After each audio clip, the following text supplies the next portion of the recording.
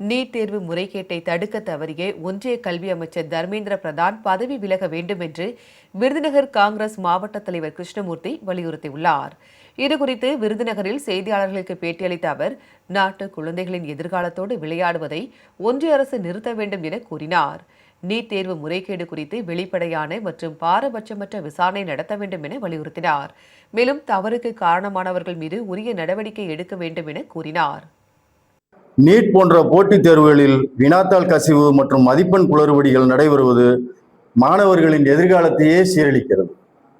முறைகேடுகளுக்கு பொறுப்பேற்று மத்திய கல்வி அமைச்சர் தர்மேந்திர பிரதானை பதவியிலிருந்து கண்டிப்பாக நீக்க வேண்டும். கல்வி அமைப்பின் மீது மாணவர்கள் மற்றும் பெற்றோர்களுக்கு மீண்டும் நம்பிக்கை ஏற்படும் வகையில் உடனடி மற்றும் உறுதியான நடவடிக்கைகளை மத்திய அரசு மேற்கொள்ள வேண்டும்.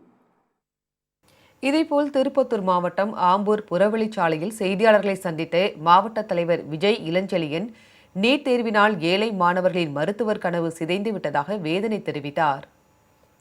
மறுதேர்வு அனௌன்ஸ் பண்ணாங்க. இந்த மறுதேர்வு அனௌன்ஸ் பண்ணதுனால திரும்பிய நீட் எக்ஸாம் படிக்கணும், திரும்பியும் ரொம்ப கஷ்டப்பட்டு ப்ரிப்பேர் ஆகணும் அப்படின்ற ஒரு மன வளர்ச்சினால இந்தியா முழுவதும் 12 மாணவர்கள் தற்கொலை செஞ்சு இறந்திருக்காங்க. இந்த 12 மாணவர்கள் தற்கொலை செஞ்சு இறக்கிறதுக்கு யார் காரணம்? முறையற்ற ஒரு ஒரு நிர்வாக சீர்கேடு. எப்படி இந்த வினாத்தாள் வெளியே வந்தது அப்படின்னு பார்க்கணும்னா, இது முழு பொறுப்பேற்று திரு தர்மேந்திர பிரதாப் அவர் ராஜினாமா செய்ய வேண்டும்.